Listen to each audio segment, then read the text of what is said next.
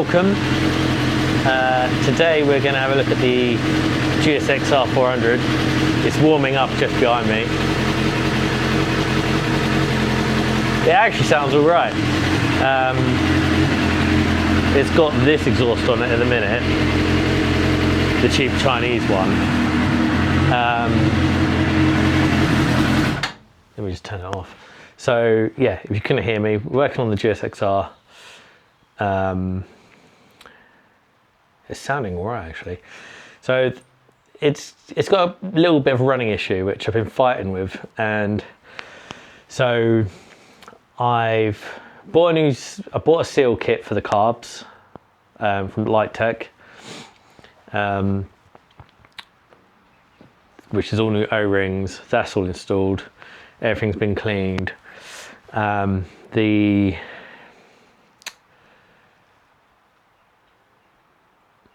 needle height was all over the place. There was no consistency. Like carbs 4 and 2 were on position 5, 3 was on the middle one, and 4 was on the second one. So literally all over the place. Surprised it even ran at all, to be honest with you. So I put them all on the 4th slot, and it revs up cleanly when it's got no real load on it. But you put it in gear and you ride it, you try and roll on the throttle, and it's a bit hit and miss. So sometimes you can sort of power through, and other times it's a bit like a false rev limiter. Now that to me says it's a sign of it's too rich. So I'm going to raise the needle clip, which in theory should lean it out. So we're going to do that today and then get it out for a test ride. Probably not get the test ride done today as it's rainy and pretty horrible out there. So we'll see how that goes. If I can get it running right, then I'm going to get all this fairing off. I've got another wiring loom to put in place. I've got some original clocks to put on. They're in bits, so I need to assemble them. Get rid of this horrible thing here and put in the proper speedo. Oh, it's actually got the speedo drive, but actually put the cable on and bin this off, because this is horrible. As it goes round, it's hitting something. It makes a little noise. It looks horrible. I'd rather just bin that off and go with the original setup. So yeah, I need to get some proper clips for this as well. Another thing I'd noticed is where it'd been sitting for so long and not been start up or ran or anything, the fuel tap is, the diaphragm seems to be sticky. So it's not always getting fuel. And if you use the prime position, it doesn't seem to just pull, so in the prime position, fuel should just go straight through without the vacuum of the engine drawing the fuel. And that's not doing what it should be doing. Fuel doesn't come through. So I'm not entirely sure what's going on with that.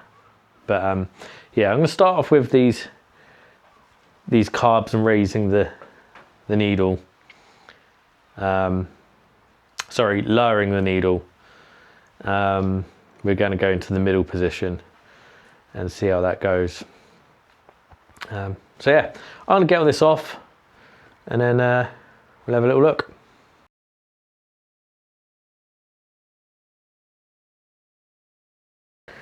Right, what I've done is I've just pulled the carbs out of the boots, and I'm not going to remove them fully because this cable is a real pain to put on and off.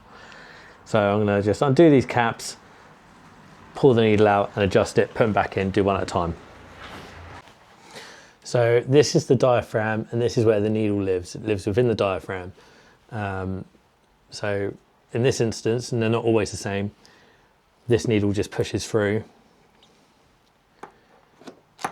And in my one here, so sometimes you have these little bits here. These are spacers. These basically create like a half increment of adjusting the needle height instead of just relying off of this. Sometimes these come from factory. Other times, you know, if you've modified a bike, you can put these on to try and get your fuel ingest right, because you might not want a full clip's worth, you might want half a clip, and that's what that achieves. So you've got this little E-clip. So I'm just going to put it off with a pair of pliers. It's currently on the second one, which is second from the bottom. But you actually count these from the top down. So it was in position 1, 2, 3, 4. Position 4. I'm now going to put it into position 3, which is middle. So that's now in the middle. Make sure that that's clicked in. Put that back on. On these GSXR carbs, I've also got this other little spacer. This goes on the top, and that's to help keep the spring straight. So let me show you. So as you can see, I've put the needle in the hole, just dropping it down into its position, which, nope. Okay, so this is where the fun begins. That's not gone in properly, so I'm going to do that off camera quickly. Right, so now you can see the spring is sitting on the top. So you've got your needle at the bottom, your spacer, your E-clip, your spring part, and then the spring. So now I just need to put it back onto here, put the cap on, and do the rest. So I'll get them done, get the carbs back in. Right, that's the carbs back on. Now it's the absolute pain in the arse is putting these rubbers back onto here.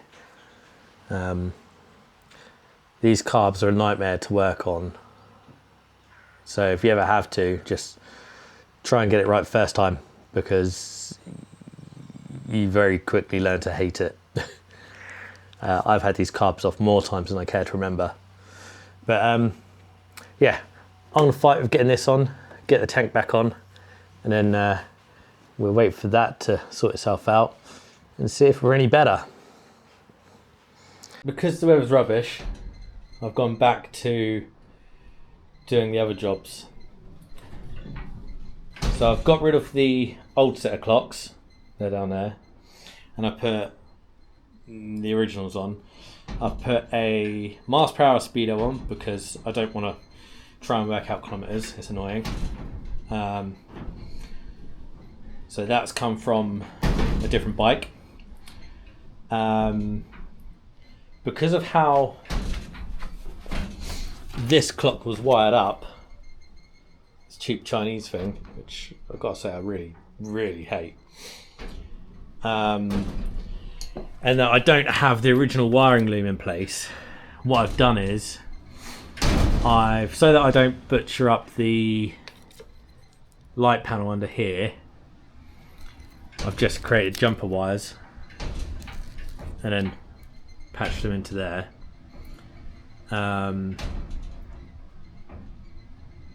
But what I do have, so what I've got is I don't have lights on this, no lights for the clock, not the end of the world, daytime MOT. I've got a neutral light and that's it. I don't have oil pressure light, which to be honest with you I would rather have, but it wasn't wired into this one, and I expect to try, if I tried to find the wire for it, it's going to be tucked away somewhere that I can't get to. So just done this, it works, it's functional. So we've got working temp gauge, working rev counter. I've got the side fairings off at the minute. Let me just start it up.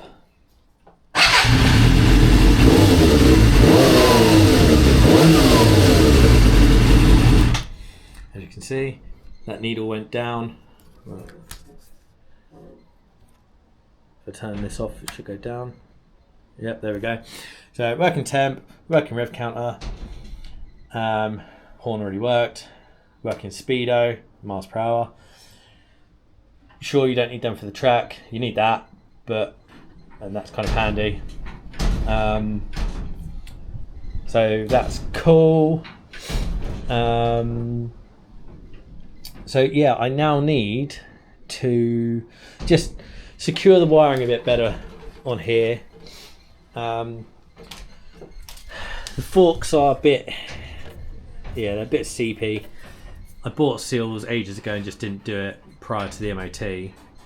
I had assumed that it just run out of fluid because it leaks so much, but there seems to still be some in there. So I'm gonna get the forks off at some point and do the fork seals.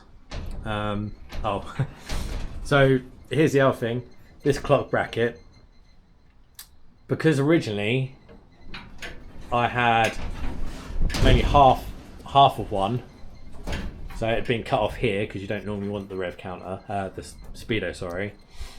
I managed to get another one of these, but it didn't come with that bracket. In fact, it was just a bare body basically. And then I put all the other bits on. So I made this bracket up, cable tied it into some holes, keeps it all still. That's the main thing. But yeah, so where was I going? Gonna get the forks off at some point, sort that out. I might leave that for the moment, get the fairings back on, get it out on the road next week for a test ride, see how it's running. I've also bought a Viper can that does fit on there, sounds quite nice, but I need some bracketry for it, which I need to order up. And then it means I can get rid of that and the decibel killer that's sitting in here, which might also be causing issues. So when I go for my next test ride, I'll take the dB killer out, which is literally, it's going into here as opposed to up that way. So we give that a go and see what happens. So I'll get the fairings back on, and the next thing we'll see will be a test ride, which might be a day or 2 or 3 from now, depending on the weather. So yeah, we're cut to the test ride now. Hopefully it goes better than the CBR test ride. If you saw that one went terrible. But saying that, the CBR starts on the button. Bit of choke. On the button. It's like a kitten. It's obviously cold, but yeah. That still needs to go for a proper test ride. I took it for a little ride and it seemed to be okay. Still need a fan for it, but that's nearly done. Nearly done. But yeah, so see you on the test ride. Alright, let's see how she goes. I've warmed her up a little bit, but that, yeah, it's cooled down now. Alright, it's dry, but it looks like it's going to rain, so we'll make this quick. Hopefully, no breakdowns.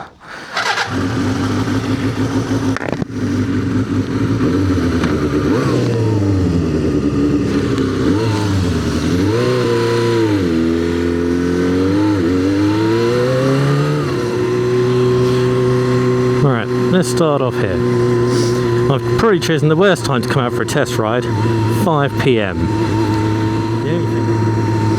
I do forget, because of these clip-ons being further down the stanchions, you really do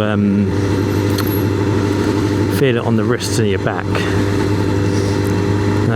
But it's going to be a short ride anyway, because we just want to see if we can get up the rev range without lots of hesitation and whatnot.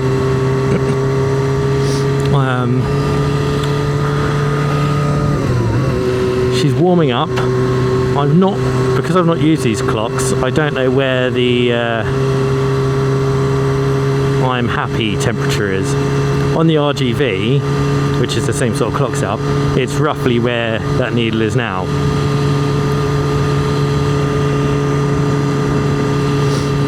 Tell you what though, I am so much happy with this analog speedo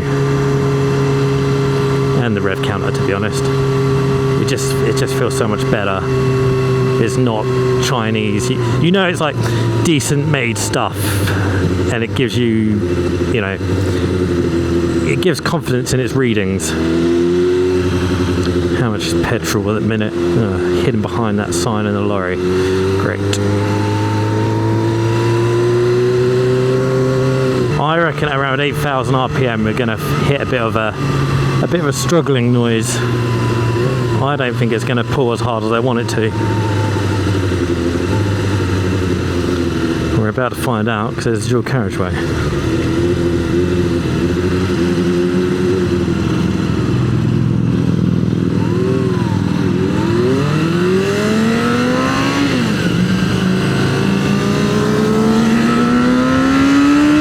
Well, she's pulling.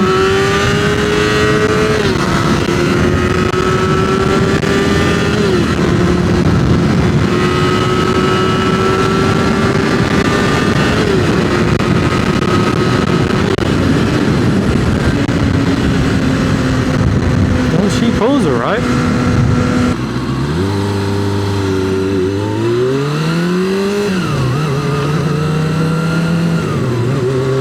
It doesn't actually sound too horrific either.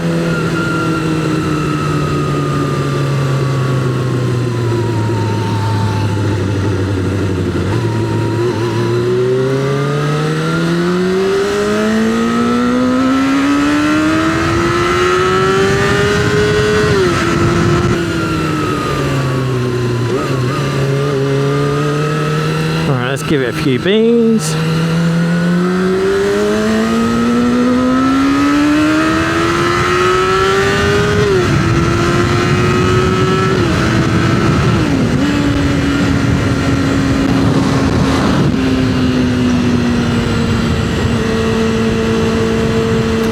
So it seems like there's a little bit of a hesitation coming onto the main, so around 6,000.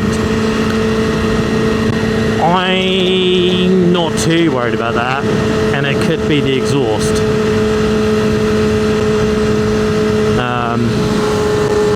Unless I get it on a dyno, we probably won't get to the bottom of that.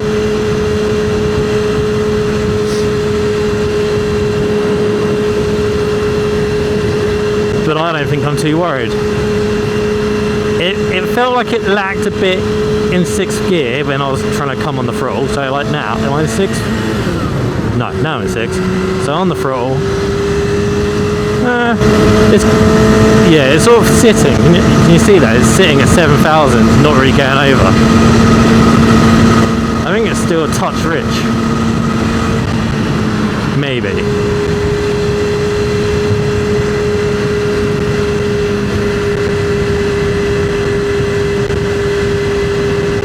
Anyone got any ideas? Feel free to put it in the comments.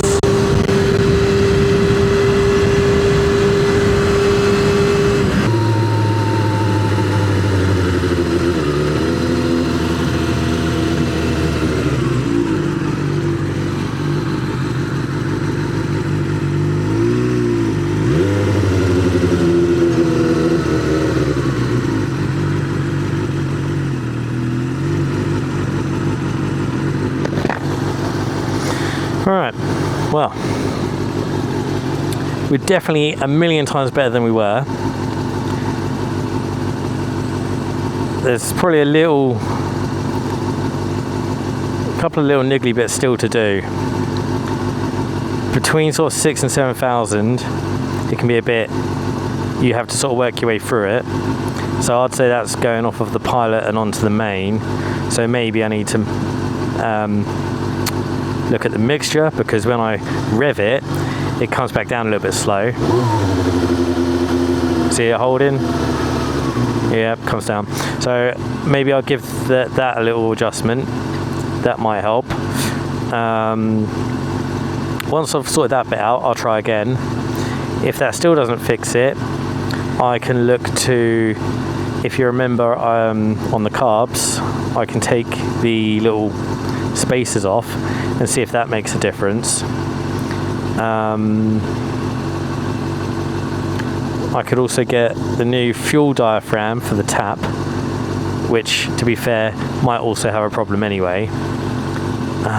But we managed 13 miles, and to be fair, it was rideable, but it's not trackable. Temperature seems to be holding well. Everything else seemed alright. It's just sorting out those little bits on the carbs. These are a bit of a pig, I won't lie. But once you get it right, it can probably be quite rewarding. So I'll keep at it for a bit longer. But I think that'll do for today. I'll have a look at sorting out those carbs in another video maybe, or I might just do it off camera. Once I've got it dialed, I'll let you know how I've done it. Yeah, until the next time.